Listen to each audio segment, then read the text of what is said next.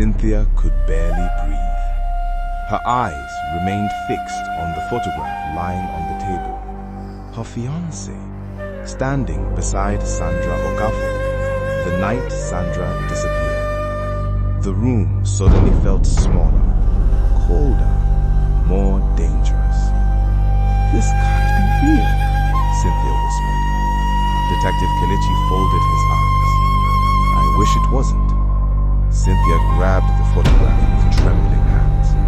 "There has to be an explanation. Maybe they were just friends. Maybe they met by accident." Kelechi remained silent. The silence itself felt offensive. Cynthia lowered her head. Everything she believed about her life was beginning to collapse. The wedding, the relationship, the future she had planned, all of it now stood on a foundation of lies. Across town, her fiancé, Chinedu, sat alone inside his mansion. The wedding suit he was supposed to wear still hung neatly in his bedroom. The church had called, family members had called, friends had called, reporters had called. He ignored all of them. His phone suddenly rang again. This time he answered. "Hello?" A familiar voice replied. "You should leave town." Chinedu froze. "Who is this?" "You already know." The call ended. Immediately, another message arrived. A photograph. The same photograph Detective Kelechi had shown Cynthia. Except this one had something different. A red circle around Chinedu's face, and beneath it were 5 chilling words. "You are next." For the first time in years, fear entered his heart. Later that evening, Detective Kelechi arranged a meeting.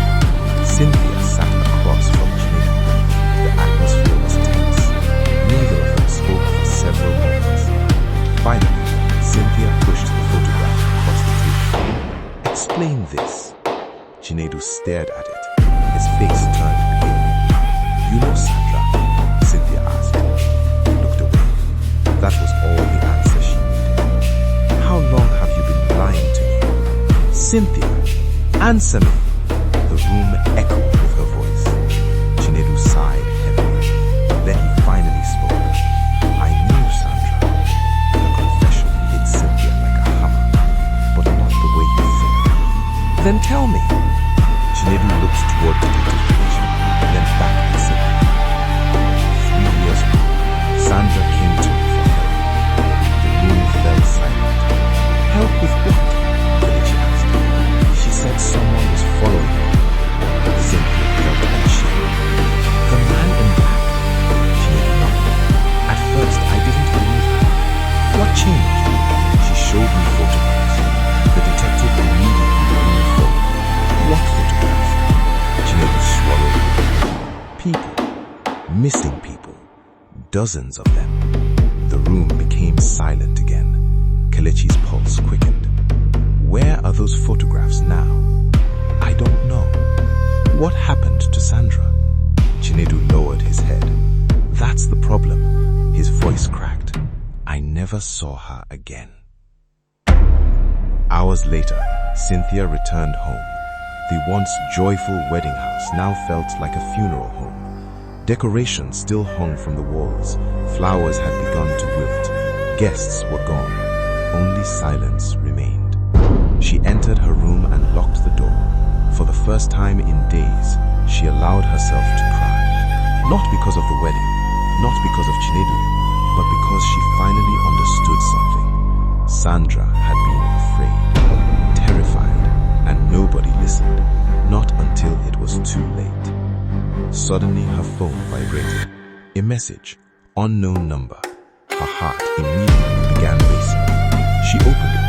A single image appeared, an old newspaper clipping. The headline read, "Local university student missing." The student in the photograph was Sandra Okafor. But what caught Cynthia's attention wasn't Sandra. It was the person standing behind her in the picture.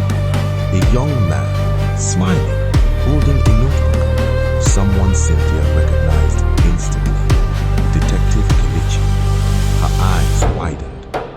Why was Kelechi in Sandra's photograph? Why had he never mentioned it? Before she could process the shock, another message arrived. This time, it contained only one sentence.